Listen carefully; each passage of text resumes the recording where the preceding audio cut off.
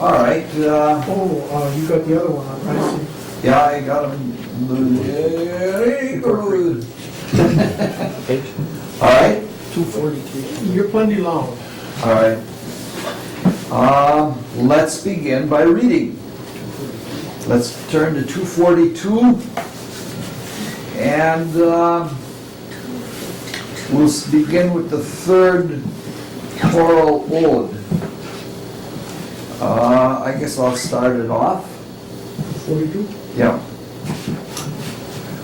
O purity of deed and sweet intent, enshrine me in your grace, a minister to radiant laws heaven-born, which have no father but Olympus, nor fading Genesis from man. Great is God in them, and never old, whom no oblivion lulls. Pride engenders power, pride, banqueting on vanities, mistaken and mistimed, scaling pinnacles to dash a foot against fate's stone. But the true and patriotic man, heaven never trips to fall. So I, for one, shall never desert the God who is our champion. But what if a brazen man parade in word or deed, impiety and brash disdain of principalities and canons? Then dog him doom and pay him pride, wages for his haughty greed, his sacrilege and folly. What shields is there for such a man against all heaven's, or what shield is there for such a man against all heaven's arrows? Could I celebrate such wantonness and celebrate the dance? I shall not worship at the rent, where oracles from earth are breathed, nor at a base shrine, and not Olympia, unless these oracles are justified, writ large to man. Zeus, if the King of Kings you are, then let this trespass not go hidden from you in your great high undying. And liars' prophecies are turned to lies. They fade away when reverence gone in honor to Apollo. All right. We're going to go back to reading later on. If you want to do it, put it up later on. It's fine.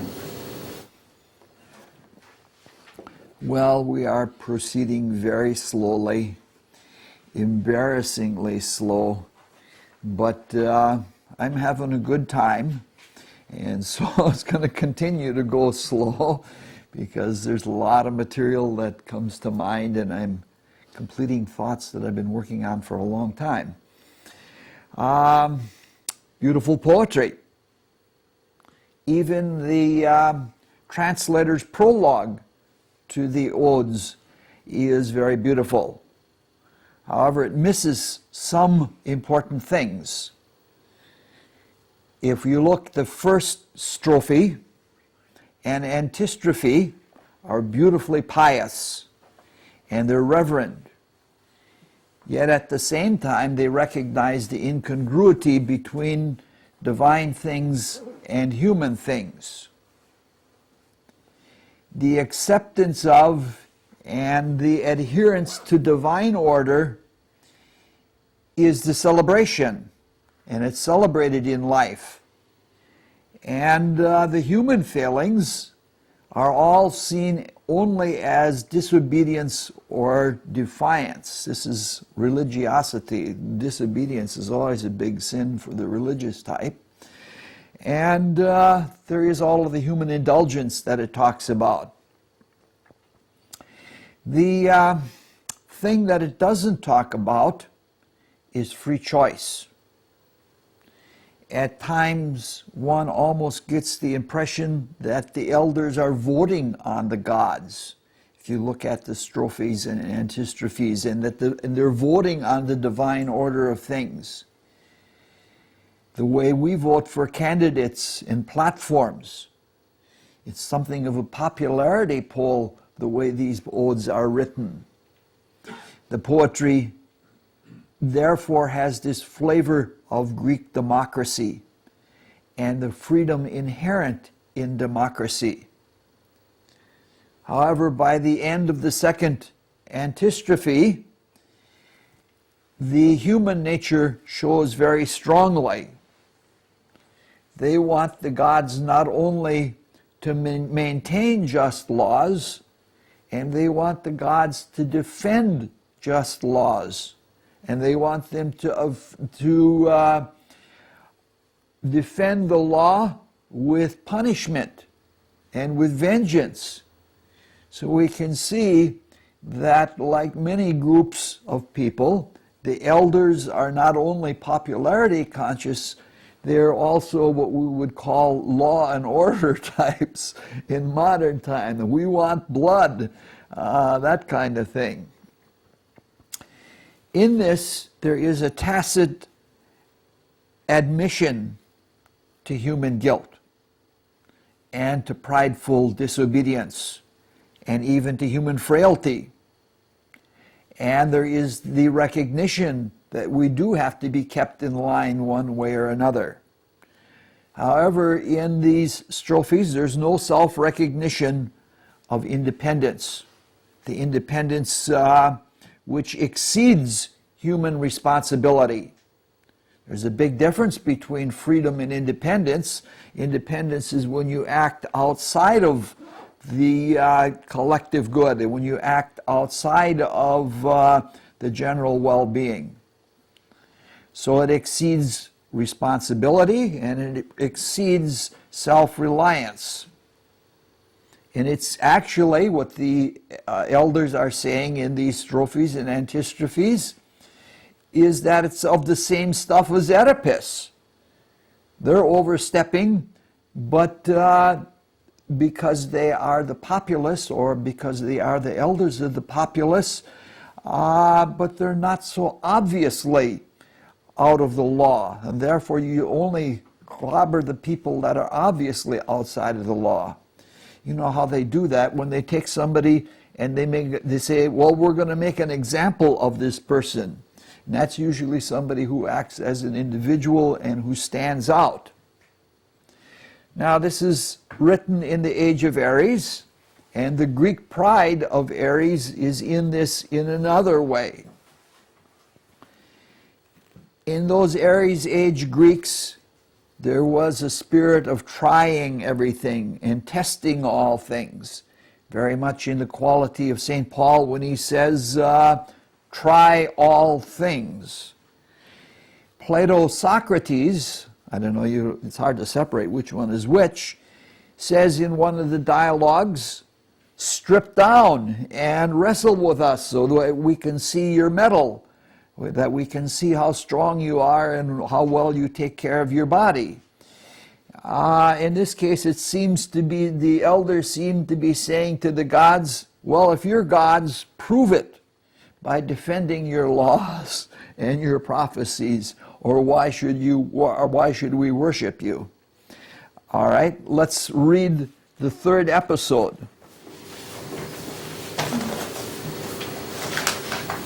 Men of state, I have a new design, with these garlands and with incense in my hands to call at all the shrines. For rampant fancies in a legion raid the mind of Oedipus. He is so far from sense he cannot gauge the present from the past, but pins his soul to every word of fear. All my advice is bankrupt. I address myself to you, Apollo, whose Lycian shrine is nearest to these rites and prayers, that you may work some way to make us clean. For we are gone to pieces at the sight of him, the steersman of the ship, astray by fright. Can you tell me, please, good sirs, where is the palace of King Oedipus? Or better, where's the king? Eli, you're up. This is his palace, and he's within. This lady is his wife and mother of his children. Heaven bless her always, and bless hers, the perfect wife blessed perfectly with him. And you, sir, too, be blessed for your remark. But are you here to ask us news or give? To give it, madam, happy news both for your house and husband. Happy news? From where? From Corinth, my lady. Oh, a pleasing piece of news. Or I think so, perhaps a little bittersweet. What's bittersweet? What's half and half to please? King elect of Corinth is he, so runs the order in council there. How so? The old man Polybus still reigns. No more, for death has sealed him in his grave. What? Is Oedipus' father dead? Yes, dead. It's true. On my life, he's dead. Quick, girl, often tell your master this. Aha! Forecasts of the gods, where are you now? This is the man that Oedipus was terrified to kill, so fled.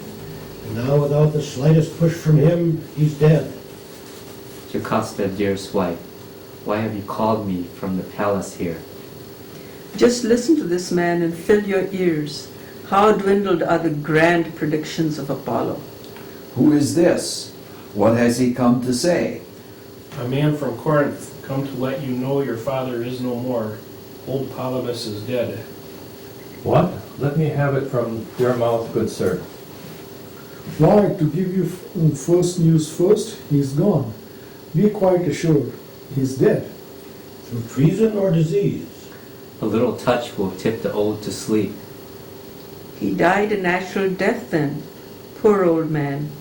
A natural death by right of many years.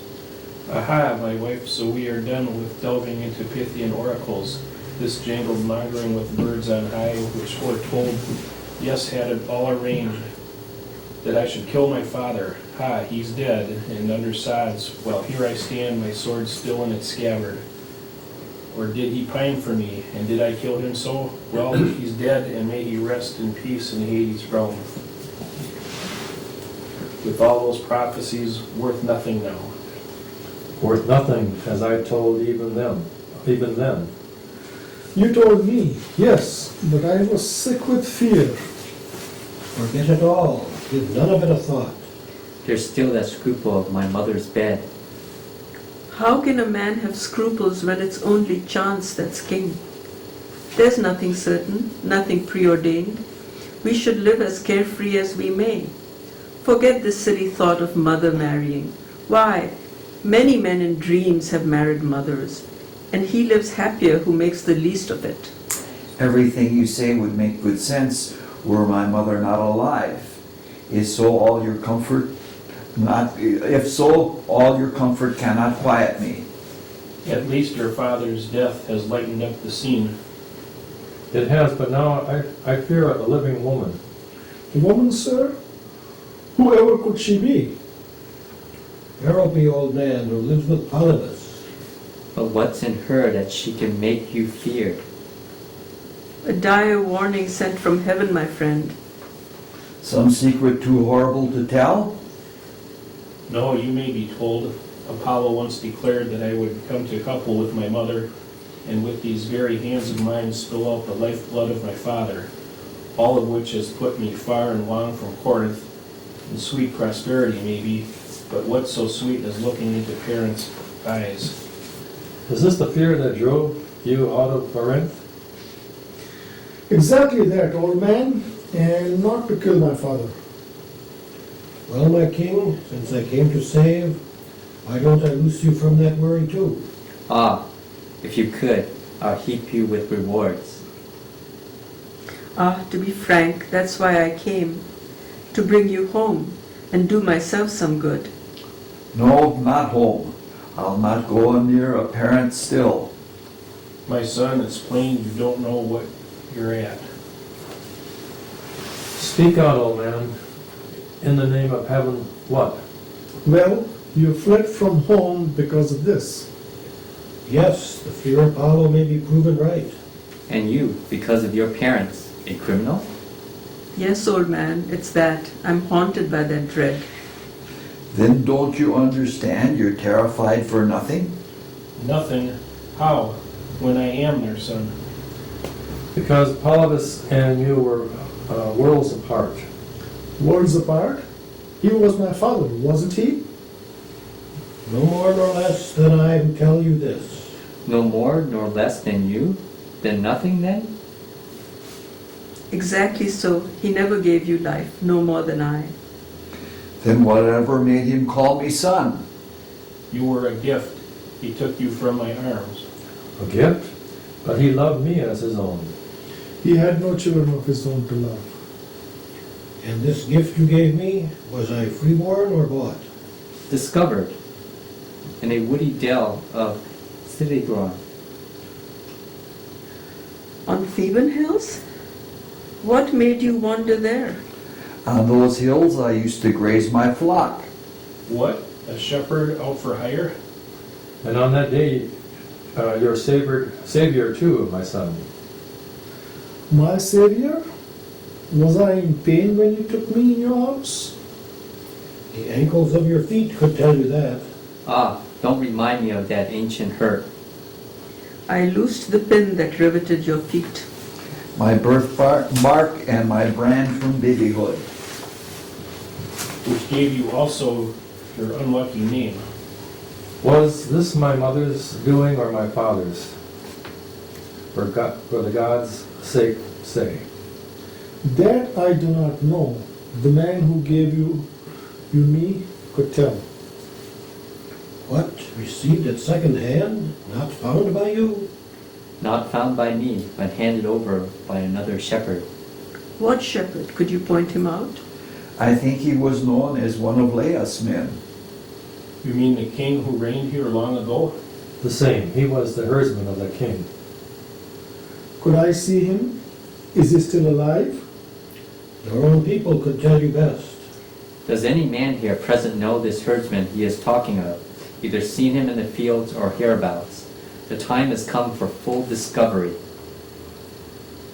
I think he means that herdsman, sir, you asked to see before. Your caster here is surest judge of that. Come, madam, do you know the man we sent for once before? Is he the man he means? Which man? What matters who he means? Why ask? Forget it all. It's not worth knowing. Forget it all. I can't stop now. Not with all my birth clues in my hands. In the name of heaven, don't proceed.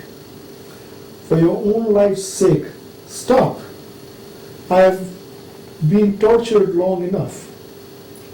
Oh, come, it won't be you that is disgraced, even if I'm proved a thrice descended slave. Yet be persuaded, please. Do not proceed. Persuaded from the truth, pursuing it, I must. Though I'm pleading for what's best for you. What's best for me? I'm tired of hearing that. God help you, Oedipus. Hide it from you who you are. Will someone go and fetch the herdsman here? We leave the lady to her high descent. Goodbye, my poor deluded, lost and damned. There is nothing else that I can tell you now. Oedipus, what made the queen so wildly leave, struck dumb, a stillness just before the storm. Storm, then let it burst. Born from nothing, though I be proved, let me find that nothing out, and let my wife, with all a woman's pride, bridle at my paltry origin. I do not blush to own I'm fortune's pampered child. She will not let me down. She is my mother. The moons, my monthly cousins, watched me wax and wane. My fealty to that family makes me move true to myself. My family I shall prove. Well, that's some beautiful, beautiful poetry. Some excellent lines in there. And he works the audience very, very well. In fact, it's obviously a masterpiece. As the running commentary proceeds with a lot of side trips, I'll try to tell you the lines that I like the best. The opening speech of Jocasta is not only beautiful, it makes sense no matter how you interpret the story, because it is capable of different ways of interpretation. If one is taking the story literally, which is the conventional kind of interpretation, the description is exactly what we would expect of someone contemplating his monstrous situation, which he inwardly senses. If one is interpreting it as we do, as a story of internal seeking and trying to awaken inwardly and spiritual identification, it also seems to be true. We all probably have no small amount of sin from the past, which is more likely to have been more imperfect than we are in our present. To face that is not an easy thing to do. And then too, when we consciously awaken to the inner spiritual worlds, it's disorienting. Oedipus is clearly disoriented because there's just so much going on. We'll come back to this in a little bit, but everything in the spiritual worlds is very intense, and everything is very different from what we're used to seeing. Then we come to one of those lines that I think is a very beautiful line. Ela read it, and she read it perfectly. It's a masterful line. This lady is his wife and mother of his children. Puts that little pause in there, and you can see Sophocles is playing with the audience. He almost outright blurts it out there and says it's his wife and mother with that little hesitation, and it's working the audience up into a frenzy. There's an anticipation, and there are higher and higher levels of dramatic effect by what he does. Now, the death of Polybus shows us the sincerity of the quest of Oedipus. And it touches on a principle in the desire world and the desire body, which we have discussed before, but we've discussed it in a different way, so I'd like to go into it again. The chief function of the human desire body and the workings of the desire world from which it has been made is objectivity. The chief function of the desire body is, at our state of evolution, is motivation. When we desire things, or when we are repulsed by things and seek to escape them, the dense physical body and the vital body are set into motion. And in that activity, we experience things. Now, the dense physical body and the vital body are capable of action all on their own, but they need the desire body to motivate them. Without that, there would be no experience. The dense physical body is inertial, and like any other physical body, it would tend to stay at rest if it were left to itself. And the character of the vital body is life-supporting. And it has energy in it, but left to its own devices, it would vegetate and do nothing more than vegetate. It would be like a plant. Each of our vehicles, physical body, vital body, desire body, has a character all of its own, which relates to its state of being. And it relates to what it expresses. It's expressing itself. Each vehicle has its own internal logic, and that internal logic is based on the same principles as the principles of the world to which it relates. Its energy, I don't go that route. As we ascend toward the universal spirit, the purposefulness of our vehicles increases, and there is more sentience to the character of our vehicles. Our physical bodies are sentient, but not as sentient as the inner bodies. So the vital body is both more purposeful in what it does, and it is more purposeful than both the physical and the vital bodies. When the desire body knows itself or senses itself, it seeks the greatest amount of emotion, the greatest amount of desire or passion. And it often does so in competition because that seems to rev it up more.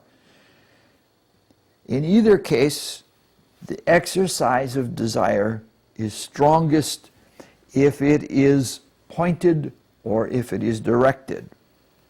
If we have pointless desire and can go in every direction at the same time, it's quickly dissipated. For this reason, the desire body is object-oriented. If it is focused on an object either for it or to get away from it, it functions, and it functions at its very best. That is its use. So control and taming of the desire body depends largely on objects and our relation to objects. And we all know that in our spiritual quest, control of the desire nature is extremely important. So the object is sort of the axis or the fulcrum or the crux for desire. What is important if we are trying to gain control of the desire body, which has for millennia had its own control with its internal pseudo-ego, that lower nature, what is important is who chooses the objects of desire and to what end are the objects of desire chosen.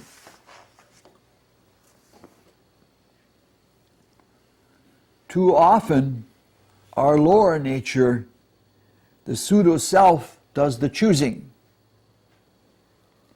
What happens then is if we are desiring and acting toward the fulfillment of a desire, we're struggling with a desire that is set in motion. And it's almost impossible to stop it once it's going. And it's probably not even healthy to stop it once it's going, because that's what leads to a kind of destructive repression. So, that kind of activity where you try to stop a desire when it's in action and you can't stop it is virtually impossible. And that is the bind that obsessive people get themselves in. They can never overcome what they want to overcome because they're trying to overpower something that's not going to be overpowered. So this is like many other things in spiritual psychology. For the desire body, the strong point, which is usually the central point, is also the weak point. So let's take an example. Suppose we are tempted by something. Now there is nothing wrong with temptation. Temptation is merely an inclination of desire toward a given object. Even though the spirit may not consider that object beneficial, usually doesn't, or we wouldn't call the desire a temptation. Often that object that we seek for ourselves is symbolic of something that we lack in our being. And it's usually something that the lower nature has habituated us to. It knows that this is a tried and true source of excitement, and that excitement is what it wants. Now, there's nothing wrong with an object of temptation. The object of temptation is what it is. And you can't blame somebody for being what they are. In fact, we know for certain that what is an object of temptation for one person is not an object of temptation for another. What is wrong is losing control of the lower nature, which revels in desire in that temptation and the satisfaction of it. to the ends of that pseudo-self, which gets stronger every time that it has us yield to a temptation. Thus, if it is futile to try to stop a desire, and if there's nothing wrong with a temptation, which is really a feeling of interest that comes from the central region of the desire body, and there's nothing wrong with the object of desire, what do you do to gain control of desire? That's a valid question. What do you do to gain control of desire? Direct struggle with the lower nature doesn't work. And to the degree we struggle with it, we are pretty inefficient in the use of our consciousness. Usually, the best thing that we can do is to change the object of desire as an act of free will. Because the spirit comes from a place beyond time, and its presence is instantaneous. So the spirit can see through the wiles of the lower nature, and it can substitute a different object of desire. And over a long time, the lower nature, that pseudo-ego, loses its grip. And one can still be utilizing the desire body, only you're utilizing it for what the spirit wants it to be utilized for. And when that is done, the whole character is more harmonized within itself. And the spirit chooses usually good works and not just self-satisfaction. At first, Oedipus is elated at the news of the death of his father. We see that around line 52. By the way, I number the lines. I do my own numbering. The little tail ends of a line I don't number, but these are your books, and you can do that if you like. Oedipus says, the beautiful line is at line 51, "A little touch will tip the old to sleep." Beautiful, beautiful line.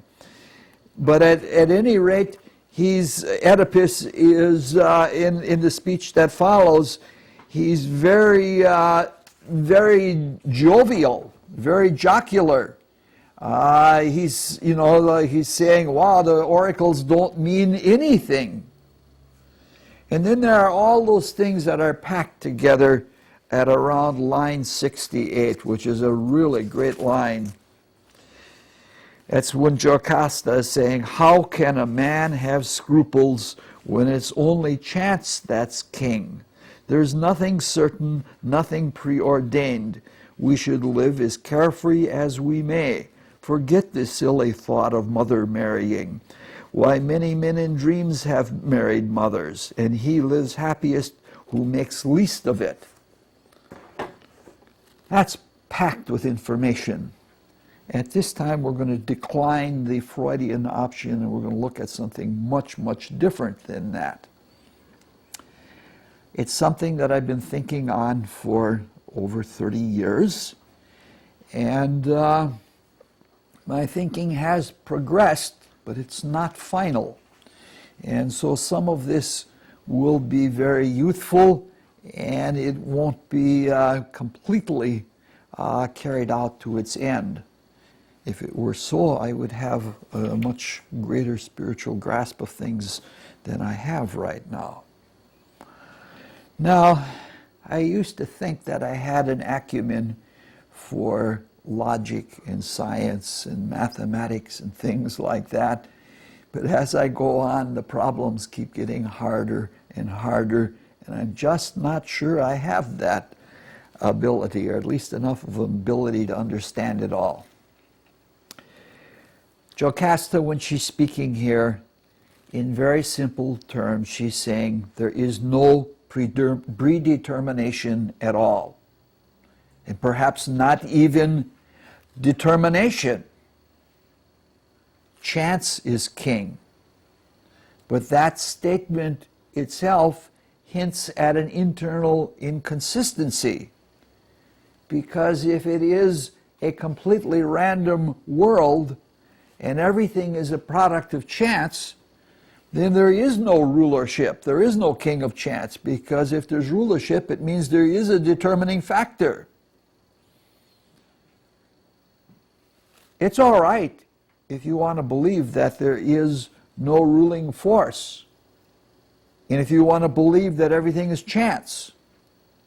However, it is not strictly logical to put forth that view in an argument, because that argument itself might just be a product of chance. Even if you have any chance in the universe, your argument might be a product of chance. And if you're trying to convince me of that argument, that doesn't work either, because my experience of the truth of your argument might be another matter of chance. So once you let chance into the cosmos, you have to some extent, kiss goodbye to the influence of logic. And it's similarly, in another way, if everything is determined, there's no room for either chance or logic. If it's a complete determination, at least as we understand determinism, then even your response to an argument, whether it's true or not, is determined or predetermined. So we're dealing with some very difficult issues here. Now this, obviously what we just said makes it sound like there's an open and shut case against the world that allows chance. Chance and reason cannot coexist together, because once you allow chance in, there is no more surety of reason. Now, even though it seems like that's a slam dunk kind of argument, things are not always what they seem. Now, I intentionally went to the skeptics. I think it was skeptic.com or something like that. And it's interesting. They're talking, do you know about the human consciousness movement? The human consciousness movement is something that is done at Princeton University. They have a black box that's inviolable. You can't touch it. And what it does is it continues to generate random numbers. And what they find, now this is going to sound absolutely crazy, but what they find is that on certain events that occur, that there are deviations and organizations or spikes in the random numbers. And the cases that they give as an example are on 9/11, that there were no random numbers for a period of time. There was an organization. There were more than probability would allow for. And on the day that Mother Teresa and Princess Diana died, there were also the random number generator went berserk and put a big spike in there. And so the skeptic says, he doesn't deny that the spike is there, and he doesn't deny that the methods and the procedures are done correctly. But he says, why wasn't there a spike at the beginning of the Iraq War? Because there wasn't any. I would guess, I don't have any statement on this, but just to show you that there might not be randomness where we think there is randomness. 9/11 and the death of Diana and Mother Teresa were highly emotional events, and the emotional intensity of the world is probably what affected the order of the cosmos. It greatly disrupted it, and then that was reflected. This sounds like a man who plays too much computer solitary. But I can't say that that's what's what, but that would be my first thing. But I thought it was really interesting that he didn't deny that there were spikes. All right. Now, there are some people who do not believe that there is a connection between cause and effect. But when it comes to their life, they don't conduct themselves that way. They may doubt, but they take cause and effect for granted in their life, in everything they do.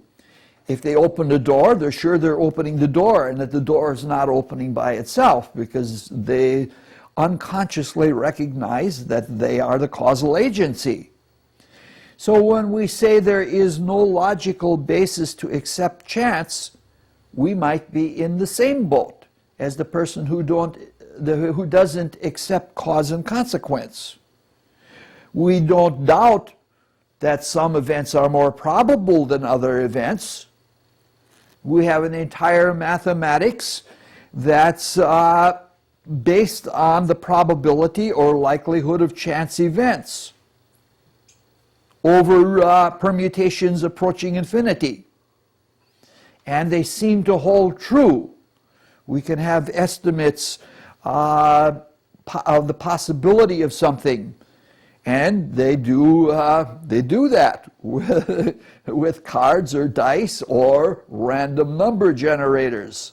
It gets kind of dicey when you're thinking about all of that. So we're faced with the question that it looks like the universe does have chance and causal determinality in it at the same time. And we just said that that was not a possibility. And you say, is it there sometimes and not other times? You can say to yourself, does chance enter in only on small instances of time, like the shaking of a die or the turning of a card? Because there are phenomena that are like that in nature, and subatomic particles are not subject to gravitation, and they're not gravitationally constant. So is there something in the cosmos that chance and determinism are not there? So it's an unsettling thought that we have to deal with. It's made even more complex by the fact that in recent decades, the rise of chaos science and chaos mathematics and the mathematics of disorganization have come into being. And very roughly speaking, the notion that we derive from the fields of chaos science and mathematics is that cosmos is something like a subset of chaos, or that organization is a subset of disorganization, or that what seems to be determined is a subset of something that is indeterminate. Not quite a world of chance as Jocasta is indicating. The cosmos, and the chaos are two states of the same thing. So in some strange sense, determinism and chance are bedfellows. And that's quite unsettling, at least as far as we've gone in looking at it. Now, it's been demonstrated that by chaos scientists, that the famous example is you can generate a form that is exactly like the form of a fern leaf. And the way you do that is that you inject a determinant equation, a nonlinear determinant equation, into a completely random in a completely random environment. And then points start falling within that determinate form that is put into the random system, and sure enough, it produces the fern leaf. It's the classic example that has been done. The determinate can usually be described by a mathematical function, even though it is a nonlinear mathematical function. And it's something that is both then within a completely chaotic system or a completely disorganized system and an organized at the same time. But that's not the same thing that we do when we do other mathematics. That is sure, that is certain, that is axiomatically true. So we have a great difficulty here, is the force that puts the determinate equation into the chaotic background. Is that apart and different from the chaos? Then you no longer have a cosmos that is completely unified. So we have, again, it gets more and more unsettling all the time, especially for us who have faith in the realm of the generations or the intent of that limiting formula. But it comes a step closer to the thought of spiritual philosophy, at least modern spiritual philosophy. Spiritual philosophers would state that the intent that is the determinant is undefined pure spirit, which cannot exactly be those things which it determines and still be itself. It would no longer be pure spirit, because as pure spirit, it is beyond any particular thing that you can put a name to or even words to. It's always called something ineffable. However, pure spirit is actually itself and becomes itself by being aware that it is not those ideas which are precipitated from its state of pure truth that are being condensed out of it. All of our cosmos, as we see it now, as glorious and beautiful and wonderful as it is, are the leavings, are the offal, are the waste of what has come out of pure spirit as pure spirit becomes itself. The way of creation is not direct the way we drive a car. It's a totally different kind of way of creating. This is how objectivity is realized, through ideas which are objectifications that precipitate objects as finalizations. Even though the spirit that precipitates all of this, and I'm sure there are plenty of abstract states between the spirit and the precipitation, is never internally within them. Now there's more to all of this than what has been said. On Jacob's ladder, there are angels ascending and descending. And there is then that terrible, difficult concept of matter. The Platonists hated matter. But we're not talking about this stuff when we're talking about matter. We're talking about what the ancient people of India called moloprakriti. It's probably a mispronunciation. And the mathematicians call it mathematical space, which is not a mispronunciation, but a non-mathematician dare not use that term. These mathematicians are snobs, you know. And modern spiritual philosophers call it cosmic root substance.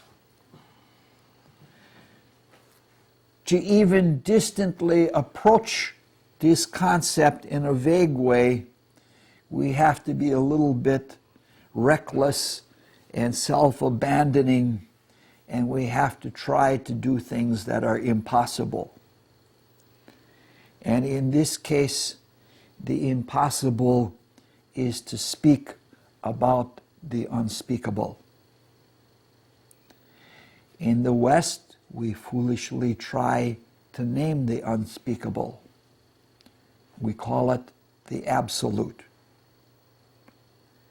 And the absolute is everything that is.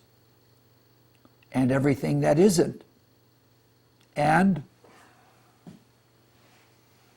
the absolute is everything that is, and everything that isn't, and the reason for the silence after the "and" is because it is incomprehensible. It is supra-comprehensible. And therefore we have to leave the silence. The two symbols for the absolute, which is everything that is and everything that isn't. And those two symbols have always been silence or absolute invisibility, usually symbolized as complete darkness or complete blackness.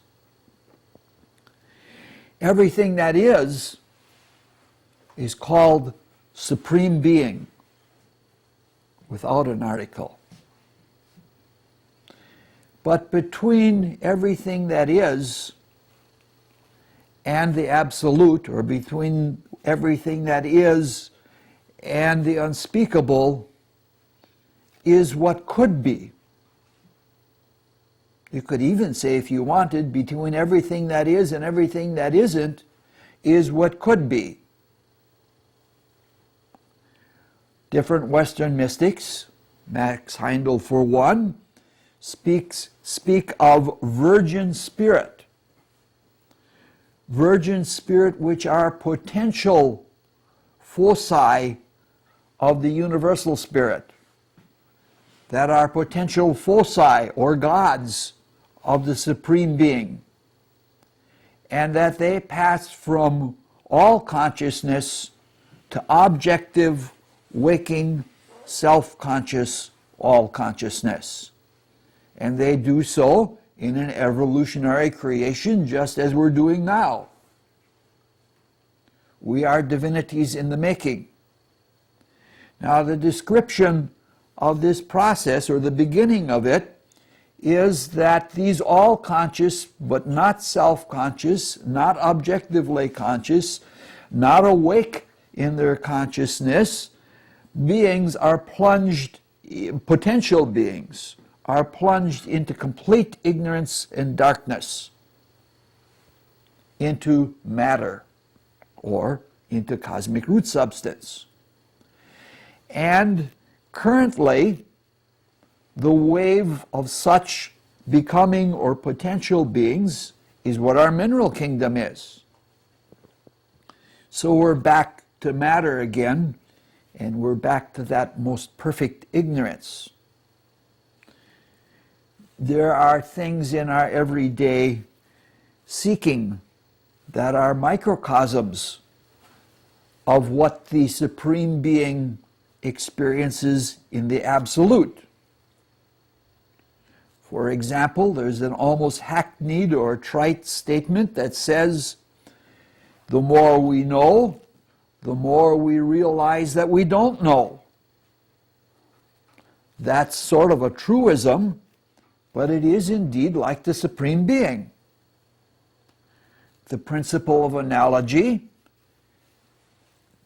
which is based on the unity of the universal spirit, as seen in the vertical, is called the Hermetic axiom, as above, so below. What has gone before in heaven will follow after on earth. Know this and rejoice. So like when we have this experience of knowing something and realizing in the same act that there's a lot that we don't know, is a perfect example of what happens on a higher level in the Supreme Being. So as the Supreme Being is itself, becomes itself, and knows itself, there is a realization of non-being or potential being in the absolute. From this we have this contrast consciousness that is also a folk statement. The brighter the light, the darker the shadow. So there is this simultaneous compound realization. Non-being is projected into potential, into that which could be. But that is done by an act of consideration, I'm sure, and it is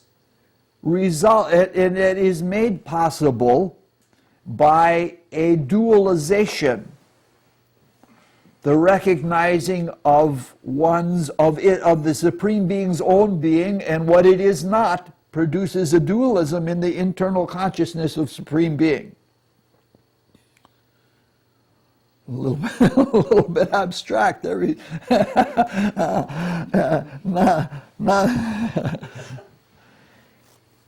And this dualism that is within Supreme Being gets projected right into the potential.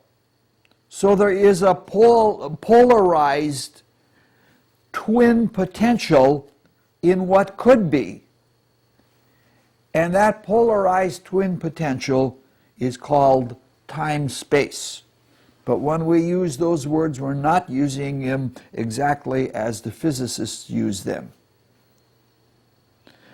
So, through this whole process of the known interacting with the unknown becomes known.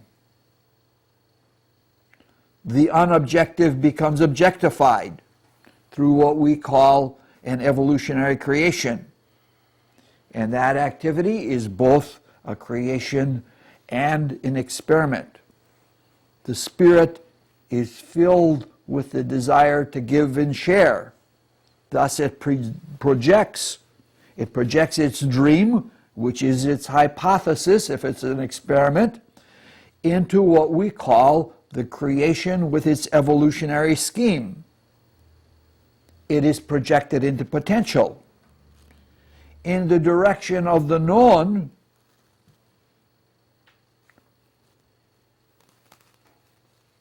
the objective part of the being becomes spirit as crystallized in time.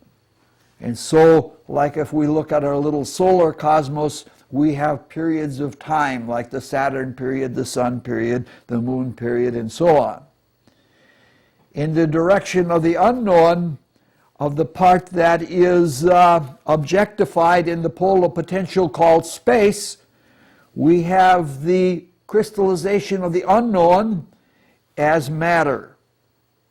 So we hear of all kinds of globes of matter within periods of time, which are the organization through which the creation takes place. This is all very simplified and dangerously simplified at that. All of these states of being along the spiritual matter along the spirit-matter pole are projected and come into being, are materializations of spirit in the potential of time-space. We're still trying to get at randomness and determination. Hopefully we'll get pointed in that direction. But right now this brings us back to something else. The Platonists and the other mystics speak of when they speak of matter, they're not speaking of stuff, the stuff we see around us.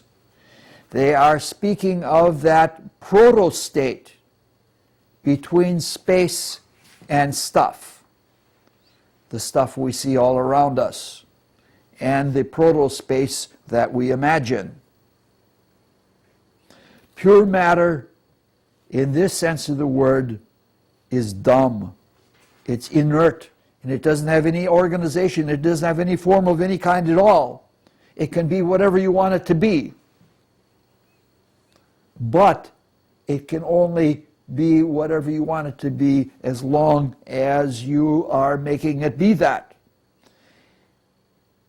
It exists in a state of stuff as long as the spirit holds it in a state of stuff. When it's projecting the creative dream or the creative hypothesis, which is described by that formula of the chaos scientists. Whereas the determinate ideas exist in eternity in the Spirit. They are the leavings of the Spirit, so to speak, without the constant assertion of will, which is not the straining kind of desire that we think will is. The whole cosmos and all of the states of matter on the spirit-matter pole would dissolve or disintegrate, or they would puddle into that pure matter state. This is very much like working with a computer, which is completely dumb. If you don't tell the computer everything to do, it stops because it doesn't know what to do. And the whole cosmos can only exist within this state, can be formalized within this state as long as the creative will is asserted, or else it goes back to being nothing again. So this resistless resistance is an ultimate kind of resistance. It's very paradoxical. It's ultimately resistful by offering no resistance to anything. And that's why the Platonists hated it. I guess they identified so much with order and organization that they couldn't find anything holy in something that was completely disorganized. But in talking, as we've been talking in the last few minutes, we've talked about two distinct forms of disorganization. One in spirit, which we discussed earlier, when we said pure spirit has no organization. That it's a fluidic, pure truth, concentrated truth without any form of truth. It is of itself and by itself, and it knows itself. And to us, who look at it from the viewpoint of matter and organization that is in a very fundamental, simple way, it seems completely disorganized. It gives us life by not limiting itself. I don't know how to say that. That's a very deep thing. Now we've seen another kind of disorganization in that resistless proto-matter. It's so disorganized that it isn't anything. And any appellation you give to it or any definition you give to it, it becomes that. See, now we can see in our experience what the reflection of spirit matter is, or in the concept at the extremes of matter and at the extremes of spirit, that there is a polar reflection. And there are two different kinds of disorganization, two different kingdoms of randomness, which is a tough word because we don't like to hear it, because we like to be in control of everything, because we have that controlling kind of consciousness. Now, each of these varieties of chaos appear as random, and it seems that are both reflectively involved in the instances which seem random. Material randomness seems to be a matter either of spiritual determination, that either that determining formula or the projection of it, not reaching into pure matter and being able to marshal it into form. And there's a recognition of ignorance, and that recognition of ignorance appears as randomness. It isn't part of the formula. And that part of the potentiality has not been materialized has not become a materialization of spirit. It's also possible that the spirit cannot hang on to forms and hold them together. And so they disintegrate. The other kind of randomness, spiritual randomness, seems to be an introduction of something completely new into the order of things. Something with which we're completely unfamiliar. Something chancy. Now, when we're thinking of the former, are we talking about radioactive decay? Possibly. If so, when the grip is released, it certainly does release a lot of energy, but the energy is harmful. I don't understand that part of it, but that's a possibility.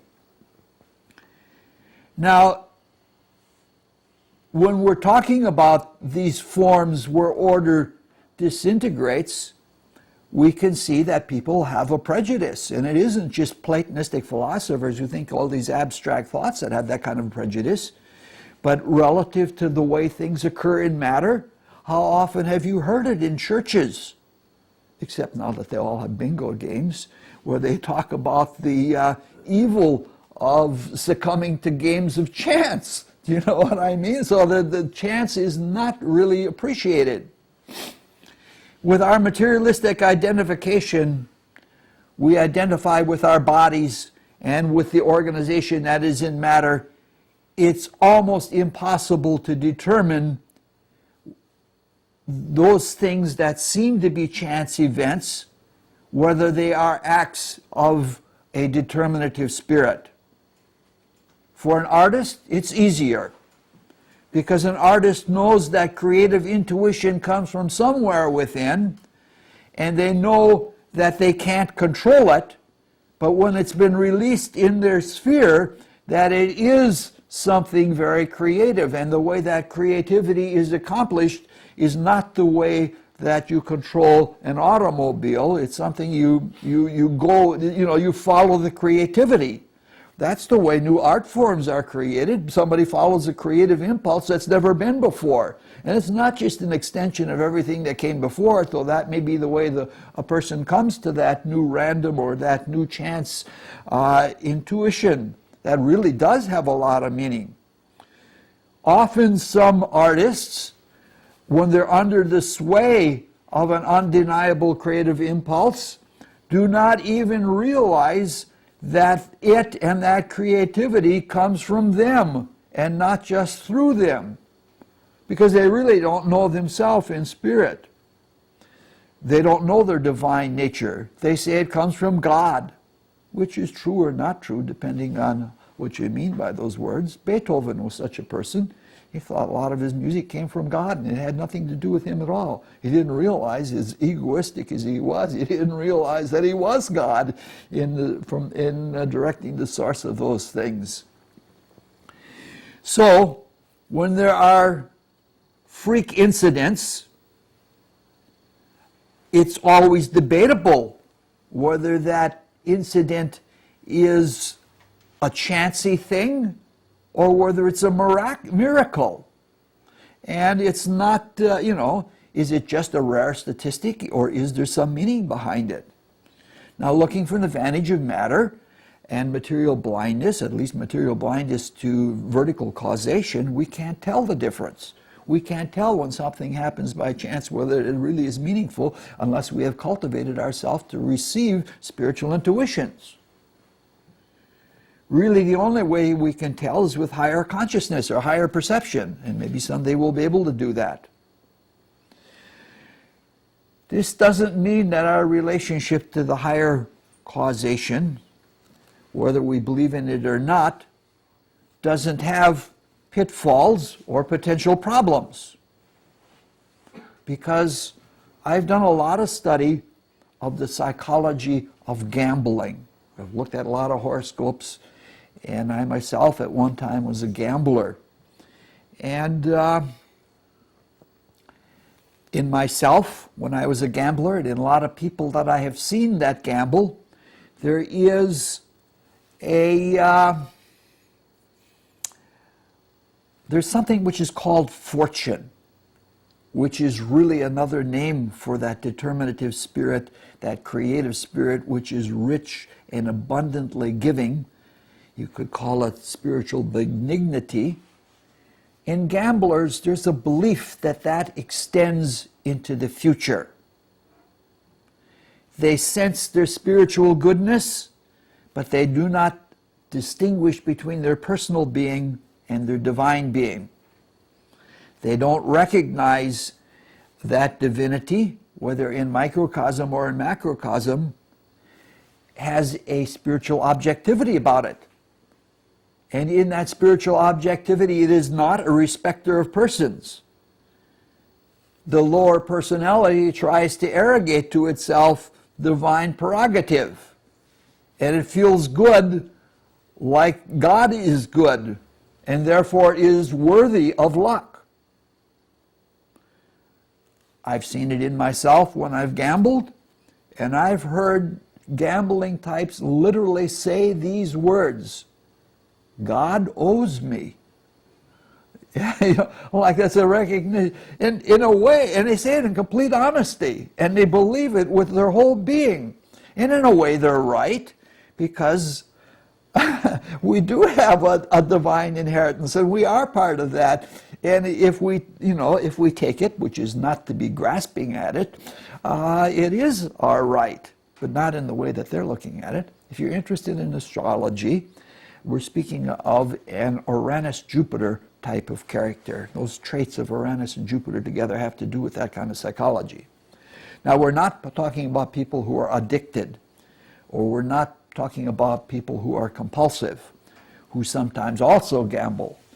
But they have a totally different kind of psychology, and they come under the influence of different kind of planetary stuff.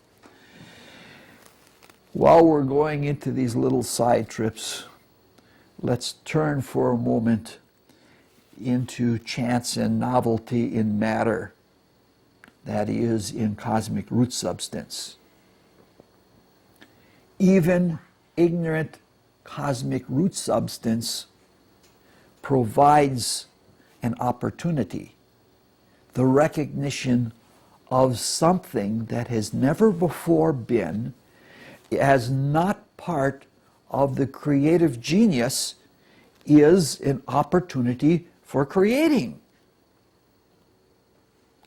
If you experience such a moment through material stuff, and you recognize or realize that the virginity of becoming spirit that is waking into objectivity, that is a rare creative opportunity.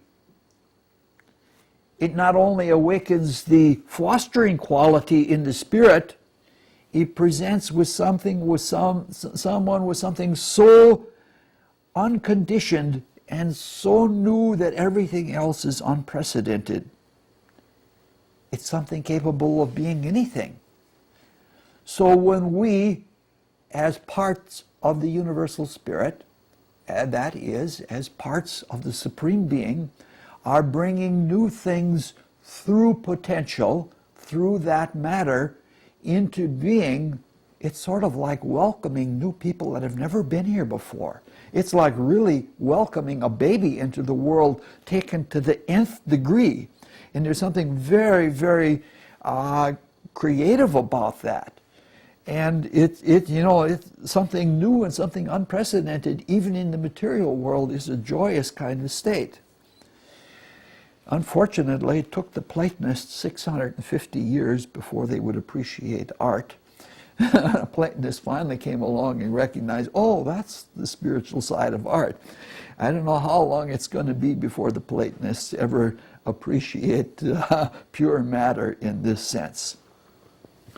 All right, we've been noting consistency and inconsistency in ourselves, in accepted beliefs in society and in the cosmos. Because when we're talking about consistency and inconsistency, we're talking about determination and randomness. You realize that what we're talking about is a completely closed system. It is not possible for randomness and determination to not be two different states of the same thing. It's just that we don't have the ability to see that all the way through. And the mathematicians only give us a skeletal way to get at it. They're welcoming crystalline forms into the world. They're not welcoming new being into the world. All right, let's look at the inconsistency in Oedipus and in Jocasta.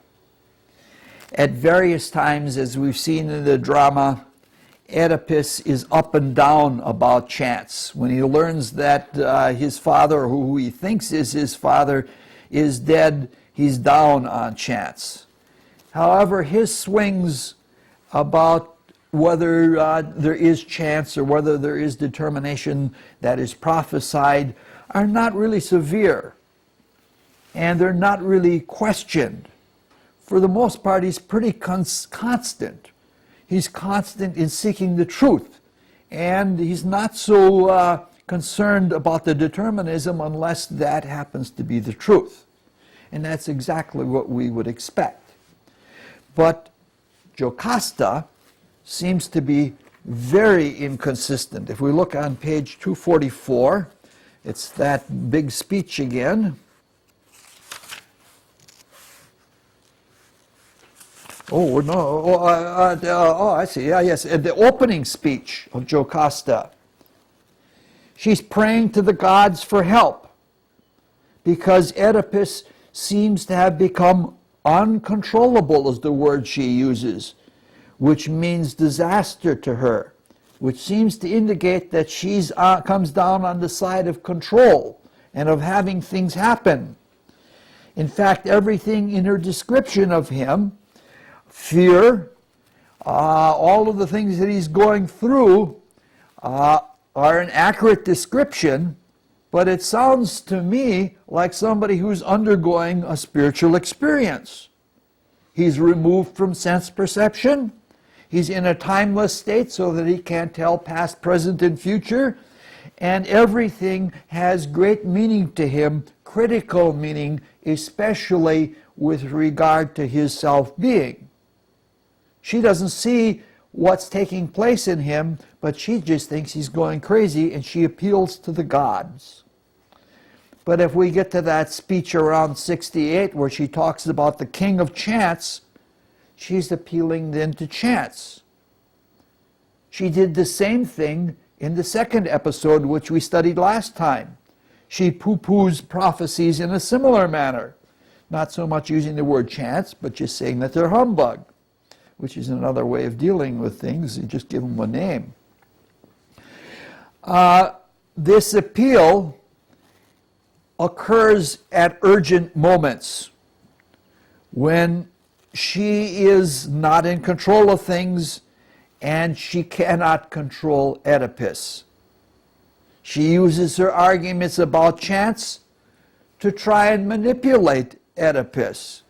But manipulation and control are just the opposite activities, and they're anything but chance. And the people who manipulate are not the people who gamble. The people who manipulate are Saturnian people. They're insecure and they want to have a world where they control everything. And she's full of fear. She says it herself, she's full of fear, and so she's trying to manipulate him. But she tries to manipulate him by using arguments of chance. So, her intent is benign. But in the second episode, which we studied last time, the effect of the benign intent was benign, but it certainly wasn't what she wanted. In this case, in that case, it led to the complementary oracle. She told her story and he told his story, and they fit together like two pieces in a puzzle. So, in this case, it's different. It leads to the chance history that is told by the messenger. He says, oh, by the way, if you're worried about that, don't be worried about that. And it's sort of like when you're, like her intent is benign. She loves Oedipus. She doesn't know she loves him as a mother, but she loves him as a husband. And that, the mother part makes the husband part much easier to do. And that reveals the fact of the infant left with the pinned feet, which we won't be able to talk about this time. I was going to talk about it last time, but it'll have to wait for another time or two, I guess. So the intent of the messenger is also benign. He's trying to put Oedipus at ease. Now Sophocles is using all kinds of irony here. He's got somebody who believes, but in a sort of a stupid way, in determinism. But when she's in a pinch, she goes to randomness in order to, appeals to randomness in order to obtain her end. And she's trying to do one thing, and the opposite always comes about, and it is very ironic. And I believe Sophocles is doing this for several reasons. First, because irony has tremendous dramatic effect. And a second reason is that effect is just like destiny itself. People are not supposed to be comfortable sitting through this play. And it's just not just a matter that Oedipus is discovering that he has married his mother and killed his father. They're supposed to be uncomfortable about their own self. They're supposed to be uncomfortable about the very kind of uncomfort we've been discussing tonight. We who would all be so rational, having to come to terms with the fact that there is randomness in the world, because we believe that, because we think some things are less chancy than others, or because we have something new that does come in. It's always a marvel when you see an artist. An artist seems to pick these things out of the air. And sometimes the artist doesn't even know it, but he loves it and he trusts it, and that's completely new. And that's to the outside person, it's completely random why that person took that stroke. That person never had that experience before to make that same stroke and have that same effect in the drawing or the painting or whatever he's doing. So people do good in terms of cosmic ends in this play in spite of themselves.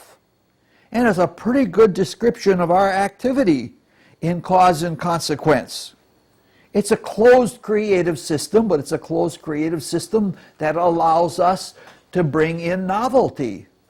And it's kind of scary to us that because of our insecurity and dependence on the law right now, the grace that we all seek so much to be forgiven and to do something completely new smacks very much of being random. And we have to be we have to be willing to embrace that and accept that and take it into ourselves. So the play is basically an ironic mirror, and a very good ironic mirror at that time. Probably the most beautiful statement about the supremacy and benignancy of fortune is the last statement, the statement by Oedipus. It shows faith or a realization in the truth of that greater fortune, whether it is the king of chance or whether it is all determinate Zeus. Oedipus wants truth and consistency, and he seeks it out, and to some degree this last speech says he has now found it. It is consistency throughout the cosmos and probably throughout chaos at the same time. It's really interesting because he's telling us the spiritual meaning of this, which majority of people read this play and never come to it. Where he says here, storm let it burst, born from nothing though I proved, let me be that nothing out. And let my wife with all a woman's pride bridle at my paltry origin. I do not blush to own I'm fortune's pampered child. She will not let me down. She is my mother. The moons, my monthly cousins, watched me wax and wane. My fealty to that family makes me prove true to myself. My family I shall prove. So he's waked up to truth. He's been successful in that he accepts everything, whether it is predetermined. He hasn't come to that step yet, whether it is predetermined that he killed his father, and married his mother, he's accepting of all of that. He's been humbled. He knows his own being. He's willing to be a child rather than to be a king. Simultaneously, he recognizes his invulnerability. And if you are invulnerable in the universal spirit, then you are with the source of randomness. And there is no randomness to you. It's all just a constant self-realization of self. I don't know how to say it any other way. So he's open to his cosmic being. He's open to his cosmic family. So this obviously points to a spiritual meaning to this story. And this unorthodox interpretation that seems outlandish that we've been following all along is not that. Now, Oedipus may not always remain in this state. Who can remain in this state of perfect faith? But he's had a moment of it. Jocasta, on the other hand, believes in order of things, but her belief is not very thoroughgoing. She senses the truth about her and her relationship with Oedipus, but she does everything desperately to keep it hidden. She says, you don't want to go look into that. She doesn't want the truth to be out. She doesn't realize that Oedipus really is a truth seeker and is going to have that at any cost. She senses the truth, but she's the human one. She senses it only in human terms that have bungled everything all the way on. The gods have had their way and are having their way in the play all the way to the end, but they bungled their way through it. They haven't stayed in touch like the artist who stays in touch with the divine intent. One supposes that this is the psychological outcome of a character who doesn't want to believe in something enough to follow it all the way to the end and must go to its opposite to determine its ends. That's as much as I have for tonight. I'm sorry that the material is a little raw, but it still works in progress, and just consider it's like going down a bumpy road that's being made better.